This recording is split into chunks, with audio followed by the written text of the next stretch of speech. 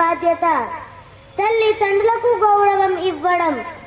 దీని గురించి దివ్య ఖురాన్లో అల్లాహ్ ఇలా సెలవిచ్చాడు, వకజా రబ్బుక అల్లా తఅబుదు ఇల్లా ఇయ్యాహు వబిల్ వాలిదైని ఇహ్సానా.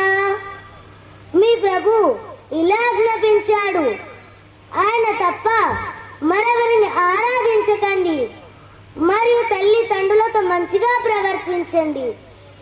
ఈ ఆయత్ మనకు స్పష్టంగా చెబుతుంది ఏమిటంటే, అల్లాహ్ ఆరాధన తర్వాత తల్లిదండ్రుల సేవే అత్యంత గొప్పది. మన తల్లి మనలను 9 నెలలు కడుపులో మోసి ఎన్నో బాధలు భరించి మనకు జన్మనిస్తుంది. మన తండ్రి మన భవిష్యత్తు కోసం పగలు రాత్రి కష్టపడతాడు. వారి త్యాగాలను మనం ఎప్పటికీ తిరిగి చెల్లించలేం. ప్రవక్త ముహమ్మద్ సల్లల్లాహు అలైహి వసల్లం గారు ఇలా అన్నారు, అల్ జన్నతు తాతా ఖుదామిల్ ఉమ్మహాత్, తల్లి పాదాల కిందనే స్వర్గం ఉంది.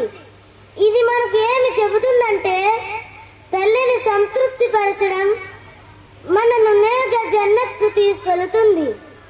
ఒకసారి ఒక సహాబీ ప్రవక్త సల్లల్లాహు అలైహి వసల్లం గారిని ఇలా అడిగారు, నా మంచి సేవకు ఎవరు ఎక్కువ హక్కుదారులు? అప్పుడు ప్రవక్త గారు నీ తల్లి అని అన్నారు. ఆ సహాబీ ఆ తర్వాత ఎవరు అన్నారు? ప్రవక్త గారు మళ్ళీ నీ తల్లి అన్నారు. ఆ సహాబీ మళ్ళీ అడిగారు. ప్రవక్త గారు మళ్ళీ నీ తల్లి అన్నారు. ఆ తర్వాత ఎవరు అన్నారు? అప్పుడు నీ తండ్రి అని అన్నారు. 3 సార్లు తల్లి అన్న తర్వాత 4వసారి ప్రవక్త గారు తండ్రి అన్నారు. ఇది తల్లికున్న ప్రత్యేక గౌరవాన్ని తెలియజేస్తుంది.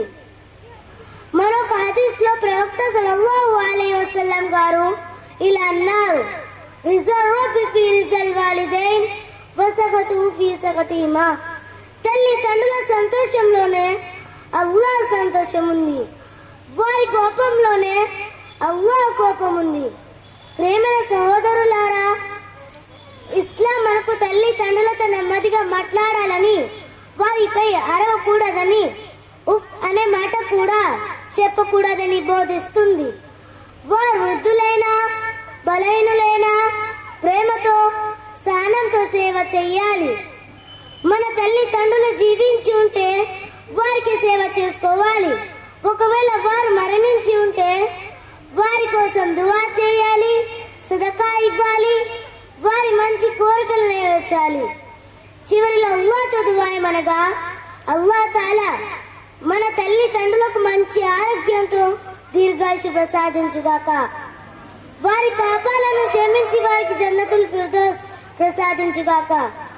అస్సలాము అలైకుం వరహ్మతుల్లాహి వబరకాతుహు.